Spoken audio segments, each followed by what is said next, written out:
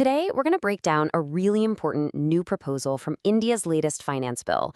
It's called the Foreign Assets Disclosure Scheme. And look, if you're an Indian taxpayer with any kind of financial connection abroad, this is something you absolutely need to know about.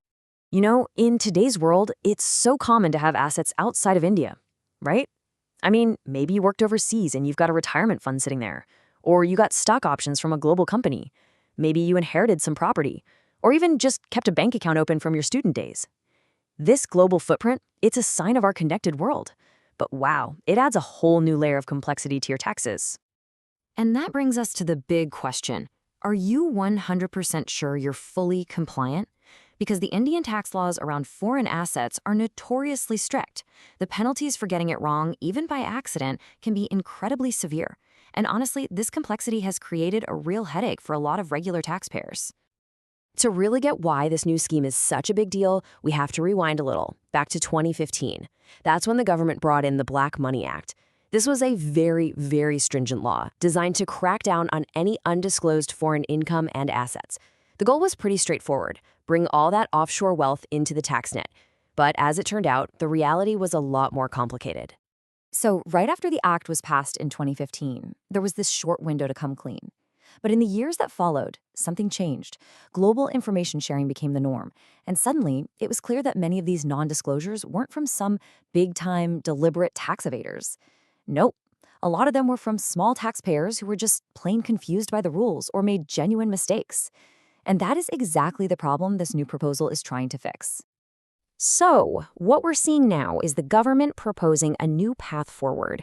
It's not some blanket amnesty for everyone, but a targeted, fresh compliance window. It's designed specifically for these smaller taxpayers who might have accidentally fallen through the cracks. It's called the Foreign Assets Disclosure Scheme, or as we'll call it, FAST-DS. Okay, let's break that down. FAST-DS is basically a time-limited chance to voluntarily report any foreign assets or income you might have missed in the past.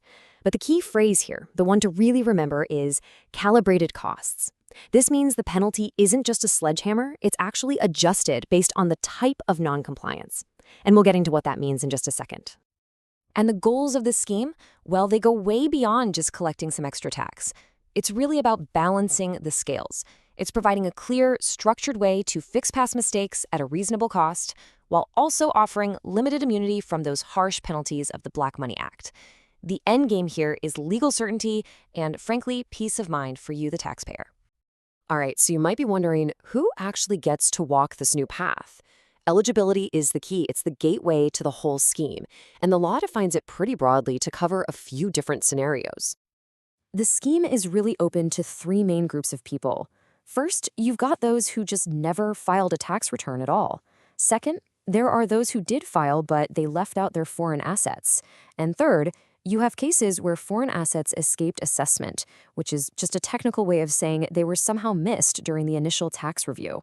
It's an inclusive design meant to bring a whole range of people back into the fold. Now, let's talk money. Of course, coming clean has a cost. But like I said, it is not a one-size-fits-all situation. The financial hit you take depends entirely on why the asset wasn't disclosed to begin with. And this is where the scheme gets really, really smart. I really want you to pay close attention here, because this is the absolute heart of the scheme. You've got two tiers. On the left, we have undisclosed taxable assets. Think of this as the bucket for assets where tax was probably due, but it was never paid. The value limit here is 1 crore rupees, and the cost is steep: 30% tax plus 100% penalty on that tax. Ouch. But now, look at the right column. Assets with reporting lapses. This is for a totally different situation. This covers assets you bought with money you already paid tax on, or assets you got when you were a non-resident. Here, the value limit is much higher, 5 crore rupees, and the cost is just a flat fee of 1 lakh rupees, a huge difference. So this is the crucial distinction, right? The law is making a clear separation between what it views as potential tax evasion versus what it sees as basically a simple paperwork mistake. One is a serious substantive issue with a heavy cost. The other is a technical error with a much, much smaller fee. It's this sense of fairness that really makes this scheme so practical and, well, usable. Okay, so let's say you're eligible and you understand the costs. How do you actually do it? Well, the process is laid out as a very clear step-by-step journey that takes you from making your declaration all the way to final legal closure. So here's your roadmap. You start by filing a complete and true declaration online. Then, within about a month, the tax authority sends you an order telling you the exact amount you owe. You then get 2 months to pay it. Once you've paid, you formally let them know. And then comes the final step. They issue a conclusive certification order. It's all time-bound, designed to give you certainty. But, and this is a huge but, there is a very important condition. This quote from the bill makes it crystal clear. You have to be 100% honest. If any material particular, any important detail in your declaration is found to be false at any stage, the whole thing becomes invalid. You lose all the benefits of the scheme. Full and truthful disclosure is absolutely non-negotiable.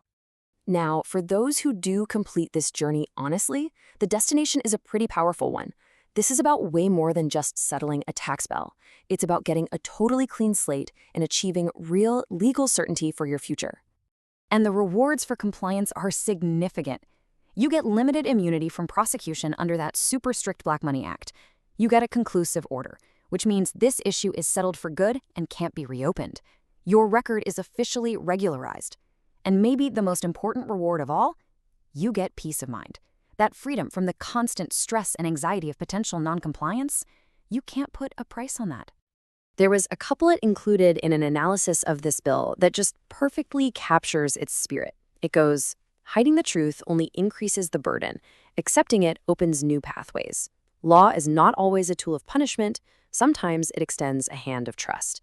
I think that really frames this whole scheme as an opportunity, not just another threat. And that really brings us to our final thought for today. As global financial transparency becomes absolute, is this new scheme just a final warning shot for anyone with undisclosed assets? Or is it something more? Is it a genuine invitation to rebuild trust between taxpayers and the tax system through honesty and transparency? That's the big question this new path to compliance really leaves us with.